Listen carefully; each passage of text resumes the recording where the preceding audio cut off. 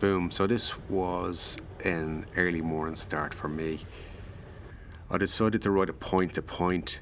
So with doing loops, you can always skedaddle home early. This one, I got the 7:45 a.m. train on a Sunday. It's a little walkway bridge in Luge or in Lagos. And this brings me down to the train station. That's it there. And there's a single track train. It's pretty cool if you're into trains. It's got a hole for a toilet, antiquated. And I just went in and got the train to Tunes, Tunes. It's the spot if you want to go to Lisbon. Well, then you got to get this train, change at Tunes. They have a little spot for the bikes to hang up. Brought the 51 today. I have it completely slacked, so the wheels are as far out as they can go. And I was testing out this. There was a huge big drop off here. I had to hand the bike to somebody. I was testing out different ways I'm going to bag this up for Badlands. And as you can see, I got a saddlebag. I've ridden this before, and people say they sway, but my biggest problem was it hits the back of the hamstrings as you push down. It gets annoying after a while. But I moved the saddle forward, gave me more clearance, and it was great. So it was about 50 minutes on the train, and Tunes was pretty much closed. I went up looking for a coffee, went around the town, everything was closed, even though I said it was open. I ended up back in the railway station and got a coffee from there and started heading out on my little journeys. So first point of call is a little village called Ante, and it's probably the nicest village I've been to in the Algarve. It's north of Albufeira, and it's got a little, it's kind of arty. It's got this canal that you can swim in. It's got a waterfall. It's just different. It's really cool. And it's got this cafe, a cycling cafe. I think there's 3 in the Algarve. I've been to the other 2, but I hadn't been to this one yet, so I thought I'd give a little pilgrimage up. And then when you get to Ant, you've got the walkway in towards Messines, Silves, and the back of Silves into Lagos. So we had all these small little narrow roads. I had the route pointed into my head unit on the bike, and tells you which way to go. I couldn't make up my mind here. But this little bit, I'd already been on this, and I started to recognise a few of these roads. This was on the gravel race that I did, and I could start to see these little roads appearing again that I'd already ridden. They're just kind of cool. But as you can see, there's nobody out, the whole place yourself, sunny day. This is Ant.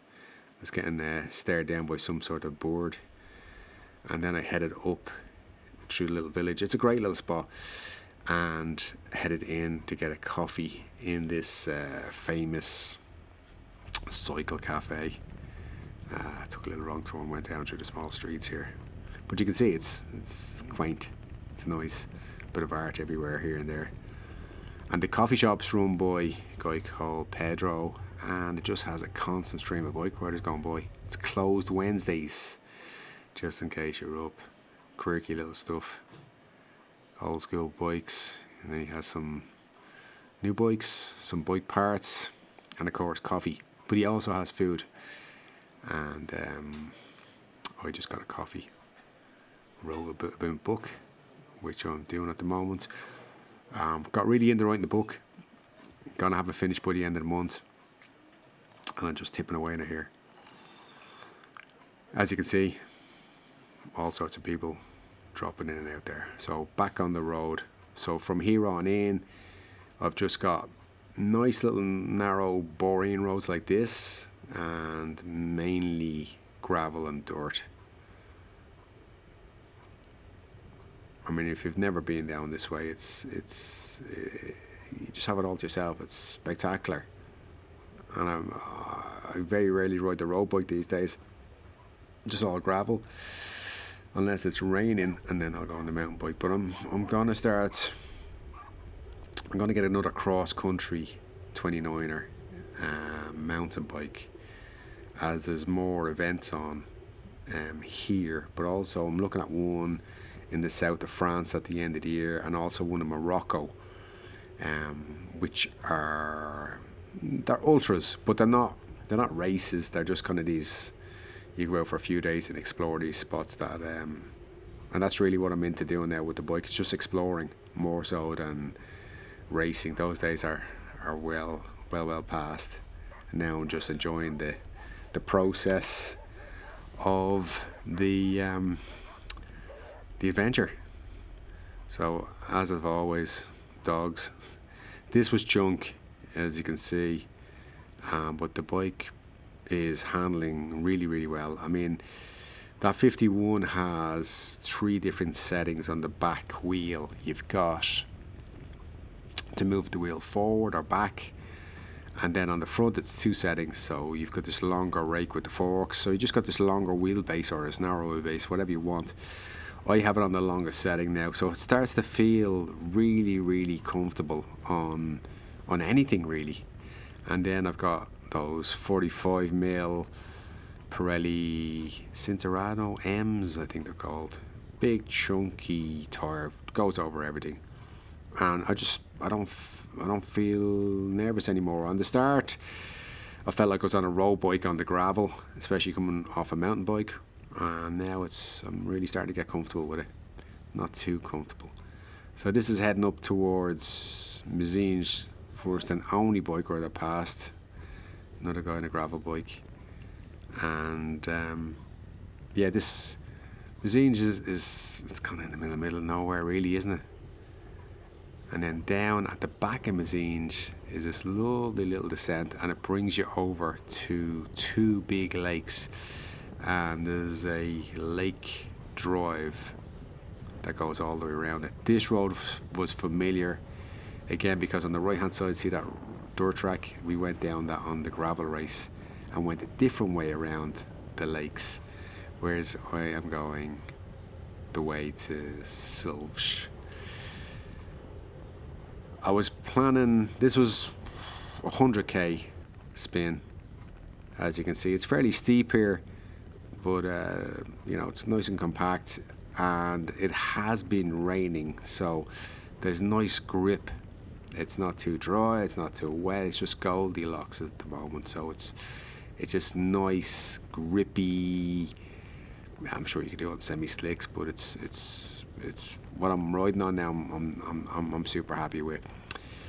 The only thing I'm not happy with so far is the handlebar tape. I got this brand, I can't remember the name of it, but it's called Super Cush.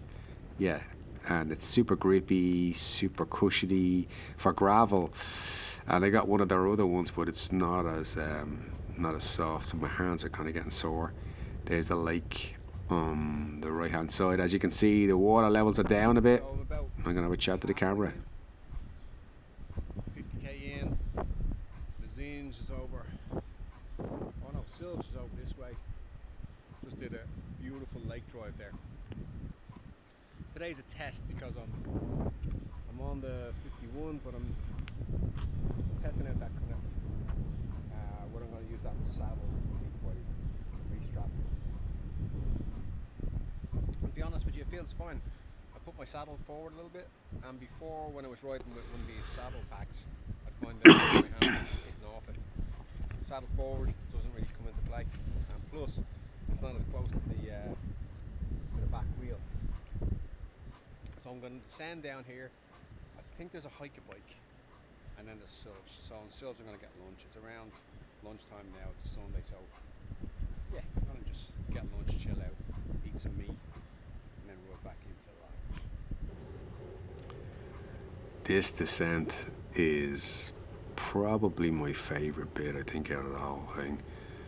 You're on this road, descends down, a few little bends, and as you come around this corner, the road splits. Now, the first time I came down here, I went to the right instead of the left, because that's the way it looks like it, but you go to the left here, and then it gets really narrow, really steep. There's a sign there for 10%. It's probably a little bit more than that. And then the dam appears in front of you, which is what's holding up all that water in the reservoir. It's probably like Blessing Lake. It used to be just a valley and they flooded it. But it's savage. You come down into this space and there's nobody here. And it's brilliant.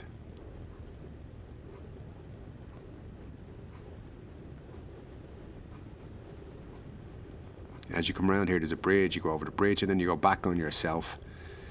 And then it brings you over to a second lake. But it's just spectacular. I love it. All these places that there's nobody in, have it all to yourself. So yeah, you're back on this road, and it brings you back to a second lake, and this is, would it be east of Silves, and Silves is famous for its big old castle, but it's got a fabulous river that runs through, great place to eat. So I decided I was going to ride in there with 60k going or whatever it was, and have a little bit of lunch. Get used to riding with a full lunch. That's something I got to get used to as well, rather than having a snooze. And there's that other bit of the lake there. But it's all this, nice little ups, nice little downs, not too much climbing, nothing too technical, and just putting the miles in. That's really it. Next week I'm going to see the way I get a lot of shake here. I have the camera. It's a Osmo 4 action. I have it on the handlebar mount, and I'm going to put it on a chest strap. Don't like wearing chest straps really because they tend to sweat you out a little bit. But I've ordered a camel pack, those kind of hydrants that stick on your back for drinking out of, because I got to get used to riding with one of them as well. There's the lunch: pork chunks and potatoes. No bread for me at the moment. And then back out of Silves, there's this fantastic little route here that goes parallel to the river. I think the river goes back down to Portimao. In fact, I'm going to come up in a boat during the season. One of the lads that trains with me, Charlie Rage, he's set up a boat company and he's going to be doing these rivers up. It's low tide at the moment, so you just come up with the tide, go up, have lunch, turn around, come back down again. But there's something about going up a river on a boat. You just see things that you don't normally see from riverside. Little single track here. It was fairly bumpy. I think this camera struggles, well, they all do, with when the light gets a bit pear-shaped, like here, it's a bit dark here because it pushes, that it shakes up more. That being said, it was pretty bumpy, and it's just great. You really, and something with single track, you feel like you're on an adventure, it's all closed in. And this went on for a kilometre or so.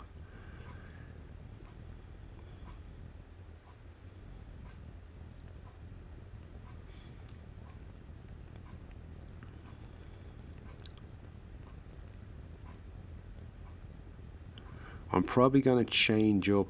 I'm not going to get a suspension stem for the gravel bike. I wouldn't go suspension forks. There's not much travel on them. I think it's like 20 mil or 30 mil. But I think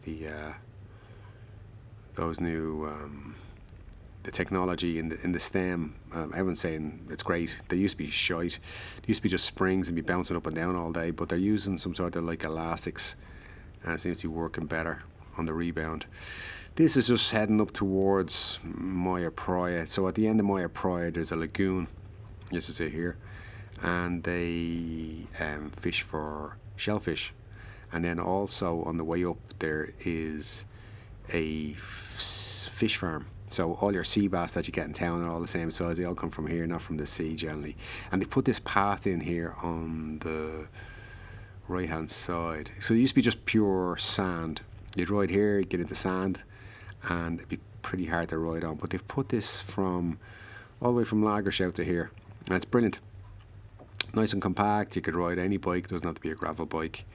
A lot of people come up here and they kind of stay here, camp here, but it's used, that lagoon's used a lot for kite surfing. There's a lad in a van that he lives in, a little window on the side, And yeah, the kite surfing is big in the lagoon because it's shallow, it's safe, and you can practice there all day. So here we go, back onto this little track that they just put in. I don't know when they finish this off, but it's pretty cool. And then you've got tables and chairs. You can sit down, have a little picnic, bring the family, and dip your toes in the lagoon. I'm sure it's warmer than the sea because at the moment it's freezing.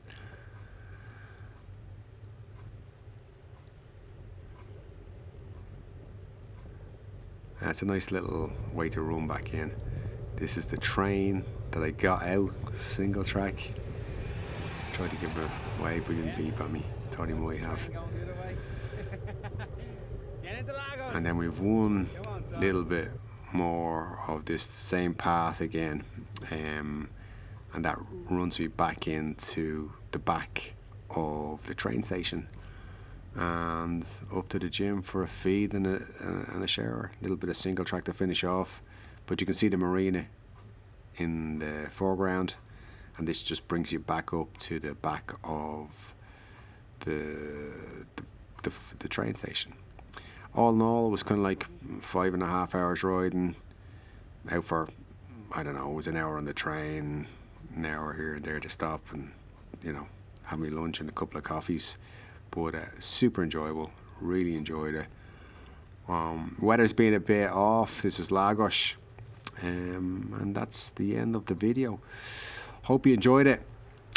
Next week I will do something similar or not. #Rafter. We are all one. Hare Krishna.